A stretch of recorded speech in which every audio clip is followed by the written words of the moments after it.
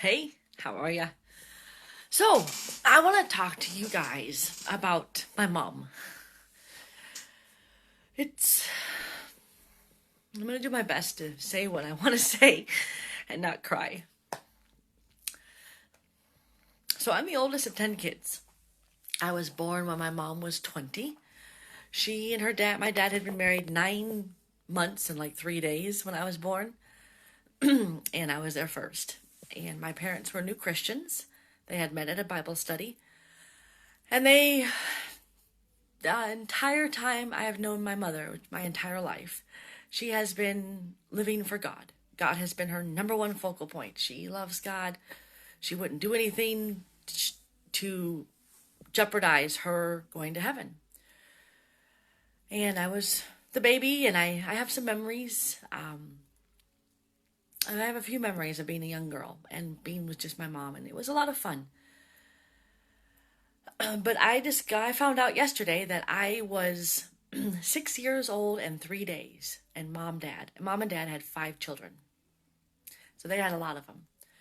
And I shared a Facebook Live video when we were seeing her, and she was on her way out, and the comments that came in were amazing about this incredible, loving, caring woman that everybody really liked and loved. And it was really hard for me because I did not really know that woman. The mom that I knew from my childhood, it was always no. Joy, you can't do that. No, no, no. I was in trouble all of the time, all of my life, while I was living at home. I even got spanked. I got married at 17 years old, and I got spanked, I think, 3 weeks before getting married for sassing my mom. The thing I've been struggling with so hard over the last week is stories of this amazing woman, and I didn't really know her. We all love our moms. I know it's something God puts into our DNA. We're from her, we love her, and it's a love that it's so deep. But for me, it was also very tumultuous because I was so different from her. I had to go be my crazy self. I had to go travel the world and dance. I mean, I could dance for 5 and 6 hours at a time. And yes, sex was also my drug of choice per se. And I enjoyed it. I loved it. I thrived on it. It was my life. And I left when I was 20 years old. I moved from Lake City, Florida to Jacksonville, Florida. This was back in 1997, before cell phones, before computers. And I didn't tell anybody where I was going. I just moved and disappeared out of their lives because I could not live their way anymore. And my mom had told me that if I was to leave, I was not going to be welcome back in their house. That was my mom. And I just blocked my family off. They did not exist for me. I worked a lot. I was in the military. I was in the Navy for 4 years. I went around the world. I danced. I had lots of boyfriends. And I had a lot of fun. And that was how I got through not having a family. And then life happened. And in 2001, I ended up moving back to Lake City and living near my parents. And I always wanted to be my mom's friend, but it was like we were so opposite. She was always in the middle of kids, and she always had a house full of kids, and all these kid things, and big teas, and all of this stuff with all these women. And I didn't belong in that world. I belonged in the working world, where I excelled and did very, very well. But we never were close, and it was just how it was. She was always on me. I wasn't living life to her standards. So I did my best, and that was that. I couldn't do any more to fit what she needed in order to, I don't know, maybe give me the love that I wanted. Do we all crave that love from our moms? Is that something that's in all of us? So life happened again. I just couldn't stay in Lake City. I couldn't keep going to church. I couldn't live that way. It just did not fit me. I was miserable. Understatement of the year. So I moved to Gainesville and started going back out and having fun and dating and, doing life, going out and camping and doing trekking stuff. And because the world that I came from, all of that was wrong. There was very few things in the world that my mom came from that was allowed. Singing to God, dancing to God. Nothing to do with drums, nothing to do with the rules of what we could and could not do were 10 million miles long. And Mom was okay with that because that was her way to God. So she lived that way. And so 2000 and I think it was 6, I moved to Gainesville. Actually, 2005, moved to Gainesville. And I once again quit going to church. And my mom called me and said, "Joy, you're not welcome in our house." And I remember standing in my kitchen, putting that phone down. And I was okay with it because I could not live their life. And so I've walked my path, my own path of my own creating for many, many, many years. And in many ways, I've lost my mom multiple times. So this is my beautiful son. Say hello. All right, go play. Mama's having a conversation. All right, so let's go back to how we're going to make this video go somewhere. So as some of you guys know, 2009, life happened and I was able to travel for an entire year. I left my career, I rented out my house, sold my car, and left. Ended up in India, ended up staying there for 9 years. And it was easy. It was very, very easy to be in India, doing my own thing, having my own life, making money online, dancing. I danced at least 2 or 3 nights a week for at least 4 years. I loved to dance. That was my release. I had boyfriends. I had a lot of fun. And I worked. And then as life goes, I fell in love with a great Indian guy and got pregnant. And I then wanted to come home and have my baby. And I told my parents, "Hey, I'm coming home to America. I'm going to have my kid there and this, that, and the other." And it was so interesting because my mom's entire demeanor and way of treating me changed because I now fit into her idea of what I needed to be in order to be accepted. I was married and had a kid. Woohoo! And I'll be honest, it was wonderful coming home because I got to live in my old house. My mom and my sisters came and took care of Arian during the night, so I got to sleep. There was so much support from my family and from my friends, my older friends who I had not seen in a long time. Calvin gave me a car to drive, and I was very hooked up. My husband came and visited for a couple of weeks and got to meet all my family, and it was a really good time. Hello? Had the beautiful baby, and it was awesome. And when I went back to India, it was torture because I now missed my family. I had a family, and my family accepted me, and my family wanted me to be part of them. And now I'm 3,000, 4,000 miles away on the other side of the bloody world. And that was its own fun stuff to deal with. Here I am with a baby, having no clue what the heck I'm doing, and I want to be around my family. Well, life once again happened, and I moved back to Florida as a single mother of a 2.5-year-old boy. And I did not have to go to church because thankfully they had left the church.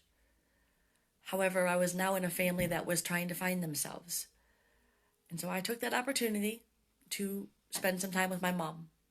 I said, "Hey, can you," because my dad was actually going to India. My dad went to India after I had left. And I said, "Come live with me." And she did. And I did not know what to do with this woman. I'll be honest, I had no clue what to do with my mom, except she was not feeling that good. Her hips, she needed a hip replacement bad. Her knees were really messed up. And she was at the pool at least a couple hours a day, swimming and stretching and moving. And she stayed busy, and she drew, and she always had her art. And so we lived together. And we also had a few fights. And in those fights, I did what I have been taught. I've done a ton of Tony Robbins work. I've done a ton of internal work. I've read thousands of books on how to be your best self. And I use those tools to work with my mom, to fight with my mom, to come up with how do I learn about you? So, and you can learn about me, so that we can go through life as friends. And we became friends. But it was always a relationship that was still stilted. There was still tension in it because I was still someone she could not 100% accept. And yes, I shouldn't care. I should not want your mom. I shouldn't want my mom to accept me. That's what one of my brothers told me. Joy, why do you care if someone accepts you or not? I don't know, it's in my darn DNA or... But I think that's how we're wired as humans. I think that's what God does to us. He gives in us, if we allow it to be there, a desire to be accepted. I think it's one of the reasons why we as humans get along. Or maybe you get along with your family and I get along with mine, is we accept each other. And I always wanted my mom to love and accept me, truly. And I've got to say, she definitely gave her all. She tried. She really, really tried. But she was like, Joy, don't talk to me about this. Don't talk to me about that. I don't want to hear it. So the things that I thrive on talking about, I didn't get to talk about. But that's okay. I did get to spend time with her. I did get to love on her. I did get to have her cook for me. I got to cook for her. We went on some walks. We went to some restaurants. We went to the beach. I'll never forget one day. I just had a rough day. And Mom was sitting on the beach in a chair. And there was only one chair. And I went and kneeled next to her and put my head in her lap. Just sat there. I don't know how long. Stared at the ocean. I just needed to feel her.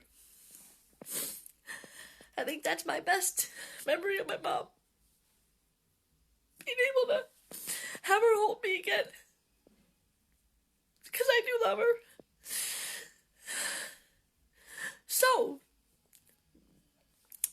I'm very thankful that I had time to spend with her. I'm very thankful that I just had a feeling she was not doing as good as she looked. I don't know how to put any of it into verbiage or anything like that. So when I heard that she had stage 4 lung cancer, I wasn't shocked. And I was very thankful that she had the ability to quit work and she got to stay home and she got to rest. And I thought we'd have her with us for longer than we did.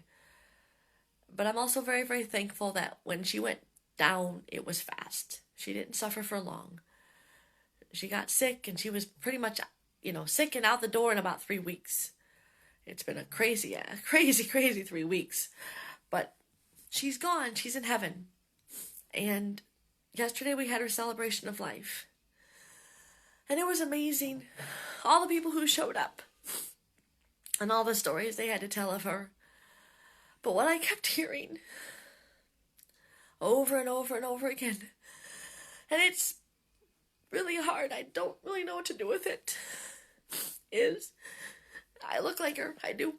We could be twins in some ways. But they're like, you're so much like your mom. I'm like, me? How am I like my mom? I'm not a hardcore Christian. You're not going to find me with my guitar singing to God for hours on end. You're not going to find me trying to preach anybody and tell them they got to become a Christian to go to heaven. I don't do that stuff, and I don't want to do that stuff. I love God. I love God with all my might, but in a different way than my mom did. And I've got different ideas on religion. But my mom was a very loving, very accepting, very fun person. And I am also that way. I always thought she could be more like me. Now I've realized I'm very much like her. However, I'm also quite strong on my child. You do this. End of conversation. Obey or else. You're going to get grounded or do timeout or something. And that was something we were all talking about yesterday. Was I was my mom's first. I was her experiment. She had no clue what to do with a kid. And how we were talking to Louis, he's my youngest brother. There is a 19-year difference between him and I. And the mom he knew is not the mom that I knew. He knew a much different mom. And it's because she evolved, like all of us. She changed and kept trying to do her best, and her best kept getting better as she started learning. Because back then, there weren't books to teach you how to raise a kid, and there weren't all these things that we have today that help us do better. So I got the first version of Mom, and thankfully, many other people got the second, third, and fourth, and evolving version of my mom. And that has helped me a lot with coming to terms with that I am like my mom. I'm all the good stuff that she was. And I'm working on the strong do this or else part of her that is me. And trying to upgrade myself at a much quicker and faster pace than she was able to because of the amount of information that I've got access to. And I have to say I'm doing pretty darn good. My son is wonderful and he loves his mama. And we're doing, as a mom and a son, we're doing really good together. So, what is it that you love about your mom? Is there something that you could do that could help your relationship to start to grow? I saw a post from someone a couple days ago and I just read it. And I thought, oh my God, thank God I've already done that. I took the steps in 2017 to say, Mom, I love you. We do not know each other. You scare the crap bejesus out of me, but I know you're my mom and I know I love you. So can we get together? Can we hang out? Can we spend some time together? Can we have a few fights? She came downstairs one day. She was living with me and I had rap music playing. She said, I'm not coming downstairs if that rap music's on. And it was not bad. It was just Adele, old hip hop. And I looked at her, I said, okay, enjoy your bedroom. And I kept on cooking. It's like, I'm sorry, this is my house, my music. I love you, but no. And she came down about 20 minutes later and said, Joy, I'm sorry. You're right. It doesn't always have to be my way. And that was one more thing we worked on. Family. A beautiful, amazing, crazy thing that makes you bonkers. We're blessed to have one. Even when we want to just let them all go to Thailand and live there by themselves. How are you with your family? If you want to fix something, what are those little tiny eensy-beensy steps you can do that will start working on repairing that relationship with your parents? Do it now. You don't know how much time you've got. My mom was working at Publix, fine, dancing, playing pickleball, swimming in April. Completely fine. She's now gone. Don't wait. Don't take time. Don't drag your feet. Do it now. God bless y'all. Take care.